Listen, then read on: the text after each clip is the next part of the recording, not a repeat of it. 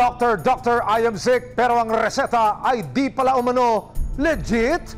Tila cool na kulang daw ang isang doktora sa pag-check up at pagbibigay ng reseta ng mag-isa. Ang hindi alam ng kanyang mga pasyente, si doktora wala palang lisensya.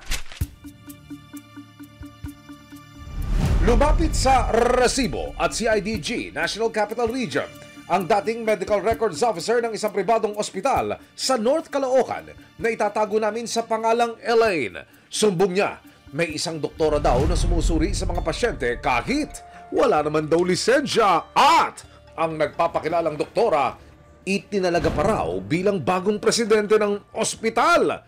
Ayos naman yung takbo ng pamamalakad ng hospital, yung pinaka may-ari pa. Hanggang sa nung namatay siya at nabago na yung management, saka dumating tong nagpapakilala na. Sabi niya kasi bilang stockholder, karapatan niya na mag-duty as a doctor. Pero kasi hindi pa siya nakapasa sa board exam. Hindi raw mapigilan ni Elaine na mag-alala dahil hindi tunay na doktor ang on-duty. Dahil dito, kinumpronta na raw ni Elaine si doktora na nagngangalang Janelle Nicolas. Bali sa meeting kasi, nung pinaalam na niya na mag-duty siya, sinabi ko na hindi pwede kasi hindi ka naman licensed doctor. Inanuhan niya ako ng misconduct. Sinimulan niya na babaan ang sahod ko, tapos illegal terminate niya ako. Nag-duty raw bilang general physician sa isang pribadong ospital sa North Caloocan ng isang babae na nakapagtapos ng medisina pero hindi naman daw board passer sa mga resetang ibinigay ng complainant na si Elaine sa mga operatiba ng Criminal Investigation and Detection Group NCR. Makikita na may dalawang tatak sa ibabang bahagi ng papel.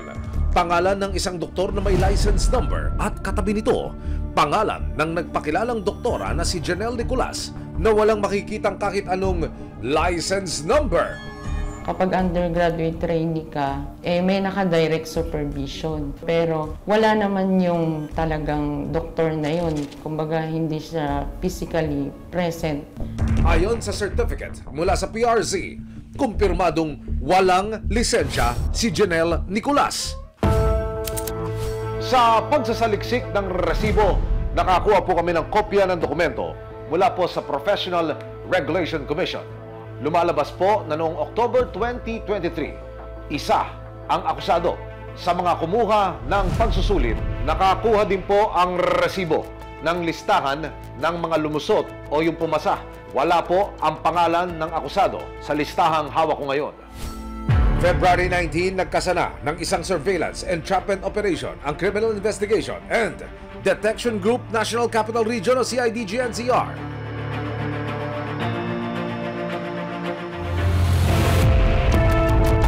Nagpanggap bilang pasyente ang isa sa mga agent ng CIDG. Pero bago raw makaharap si Doc, kailangan munang sumailalim ng asset sa urinalysis at complete blood count o CBC sa halagang 480 pesos. Nagbayad na rin ang asset ng 500 pesos para sa consultation fee. At habang naghihintay ng resulta, spotted na si doktora habang nagpapaliwanag sa kanyang mga nakapilang pasyente. Wow, doktora, busy-busy ka, ha? Maya-maya pa, pinapasok na ni Janelle ang kanyang next patient. Lingid sa kanyang kaalaman, operatiba na ng CIDG ang kanyang kaharap. Makikita po dito sa surveillance video na pagpasok ng asset sa kwarto po ni doktora. Agad na ipinaliwanag ni doktora ang resulta ng isinagawang urinalysis, pati po yung CBC ng pasyenteng nagpanggap. Sa video ho, kung inyong maririnig, pinaliliwanag niya rito kung ano ba ang posibleng dahilan ng pananakit ng tiyan ng pasyente. At matapos po ang ilang minutong pagpapaliwanag at pagbibigay ng payong medikal, kinuha na ni doktora yung kanyang reseta at nagrekomenda po ng antibiotic na kailangan daw inumin ng pasyente sa loob ng 7 days. Tinimbrihan na ng asset ang mga operatiba na malapit nang magbigay ng reseta ang subject ng walang abiso o pagkonsulta sa ibang doktor sa ospital. May hiniing ka ba, sumbong o reklamo? Pagpasok ng mga operatiba, huling-huli sa akto si Janelle na mag-isang pumipirma at iniaabot ang reseta sa nagpanggap nating pasyente. Ngayon, binirepay namin sa PRC. So, negative ka doon sa records ng PRC na ikaw ay licensed doktor. So, ngayon, nagbigay ka ng reseta, clear violation sa ating Medical Act ng Okay, ganito sir ha. Meron na kaming DOH. I-effect mo na arrest. Basahin mo na. Wait lang po ha. Kasi po, meron kaming Medical Act of 1959. Ngayon po, doon sa Medical Act of 1959, graduate physicians are allowed to limited practice of medicine with the direct supervision of a licensed physician. Okay, wait lang po ha. Attorney Calo. Yes. Saka na yung mga doon. Hindi po. Wait lang po, sir. Kasi, wait lang po. Meron po nagpunta dito. Ano nga po kayo? CIDG. Bakit daw po kayo nandito? Attorney po kasi ito. Wait lang po, sir. Ano po? Attorney? Doon mo na ipaliwanag po sa piskalya, sa korte. Tayo mo na yan. Okay. So, ganun po ba? Attorney po boses daw ako. Ma-iskandalo tayo dito, madam. Kung ayaw mo sumunod, sige na. Sige, Okay. Sige. Hindi. Kayo po ay inaaresto namin sa paglabag niyo sa Republic Act 4224 or otherwise as known as the Medical Act of 1959. Kayo po ay may karapatang tumahimik. Okay. I don't think I need that. Dahil kukuhanin ko lang yung Okay document. lang po namin yan, madam. Ay, wait! Wait lang, kailangan ba? Teka lang.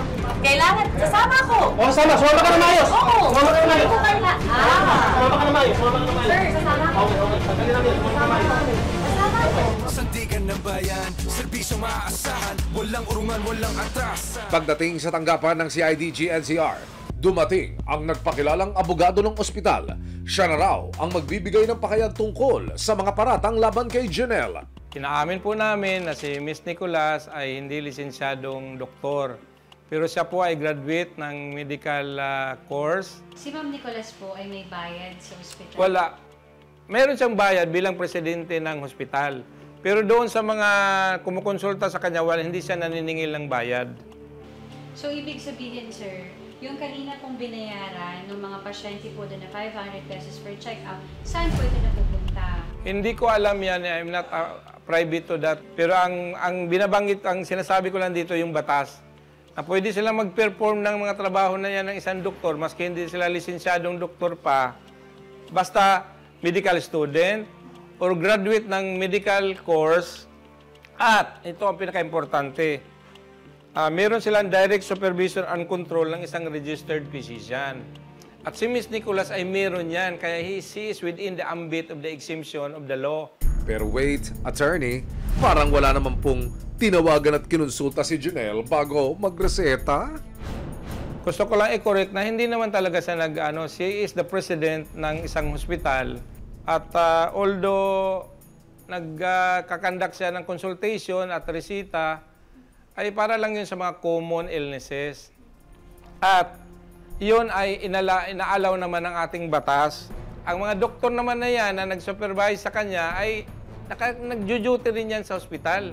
Kaya lang, minsan, siyempre off-duty, wala sila during that time. Kaya ang ginagawa ni Ms. Nicolas, maski wala yung mga doktor na nag-supervise sa kanya physically, tumatawag siya. So, pero that still constitutes direct control and supervision. Para sa abogado, personal daw itong atake sa kanila ng complainant na si Elaine. Itong mga pangyayaring ito po ay harassment lang po ito. Millions of pesos were lost.